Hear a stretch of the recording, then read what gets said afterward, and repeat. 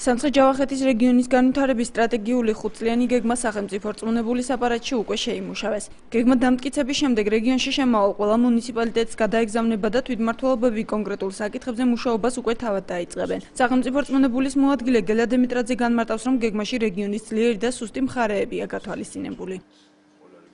გეგმაში მოცემულია ეს რეკომენდაციები, რომ აღმოფხვრილი იქნას საფრთხეები, სუსტი მხარეები, რათა ძლიერი მხარე ბოლოს განვითარება ეს იქნება დამოუკიდებელი ბიზნესი, სახელმწიფოს ხელშეწყობით, თვითმმართველობის ხელშეწყობით თუ როგორც იქნება, მთავარია რომ ამ გეგმის მიხედვით ეს სუსტი მხარეები რაც არის აღწერილი, გეგმაში იქნეს აღმოფხვრილი.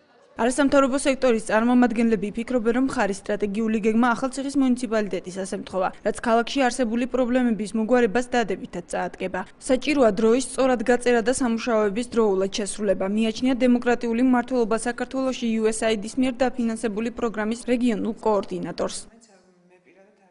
რეგიონის პრიორიტეტები ემთხვევა მუნიციპალიტეტის პრიორიტეტებს და ეს ძალიან კარგი ფაქტია, რომ ერთმანეთს დაემთხვევა და ესე თანხმდროში შეიძლება ამ ყველაფრის განხილვა.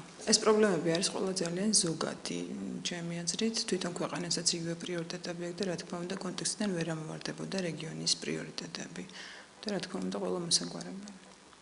რეგიონში შესაბამისი ინფრასტრუქტურის არარსებობა და სტრატეგიული გეგმის უქონლობა მთავარ პრობლემას წარმოადგენს. დაუმტკიცებელ გეგმაში ეკონომიკა, სოფლის მეურნეობა, სოციალური სფერო და გარემოს დაცვა პრიორიტეტულ საკითხებად არის მიჩნეული. მოსახლეობა ამბობს, რომ სამცხე-ჯავახეთში უკვე მრავალი წელია ერთი და იგივე მოუგვარებელი პრობლემა არსებობს.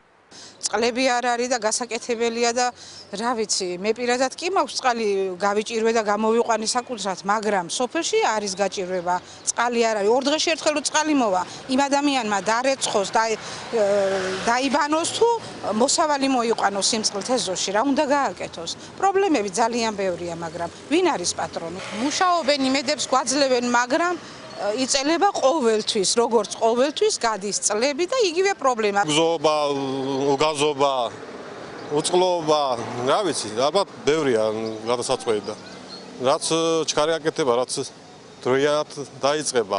ამ პერიოდისთვის მაინც რომ სამთავროში არ მოგვიწიოს გაკეთება, არ გაკეთდეს, სამთავროში გაკეთებული საქმე ხომ იცით რომ მაინც გაფუჭებულია ფაქტიურად.